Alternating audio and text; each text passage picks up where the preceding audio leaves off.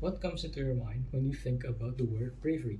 Perhaps you might think about your parents, or perhaps you might be thinking about your teachers, your lecturers, or perhaps you might be thinking about some larger than life characters, such as perhaps you might be thinking of Superman, or perhaps you might even be thinking about the typical protagonist of a story who always possesses courage, no matter in what situation that he finds himself in.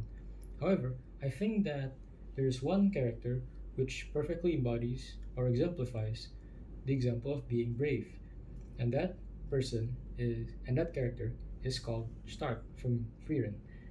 From the moment he was introduced, Stark was basically shown to be a coward. He constantly complains about everything. He constantly complains and cries about his current situation, which is having to protect an entire village against a dragon. However, what comes next is what I believe and why I believe Stark is an example of a brave character and how he could be an inspirational figure to a lot of people. Despite the fact that he is immensely terrified about his challenges, he decided at the end of the day that he would prefer to protect people and actually try and attempt to fight the enemy, despite the fact that he knows full well that he might actually die. Now, while at the end of the day he did eventually defeat the enemy, I think his action is what is important to note, which is the fact that he is actually immensely terrified.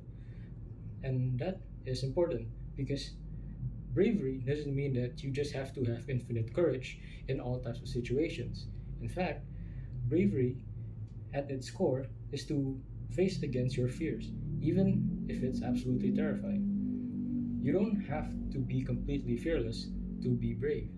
In fact, if you're able to move and act courageous, even with your fears, that means you are able to be brave. And while Stark has his dragon, many of us in the real world perhaps have something different to overcome. While Stark has dragon, perhaps you have biochemistry, or perhaps you have mid exams, or you might be terrified to get a job. Nevertheless, these are all obstacles that we must overcome. And at the end of the day, the question is falling back on you. Would you rather stand idly by, or would you prefer to stand up and take action? That is all from my TED Talk. Thank you very much.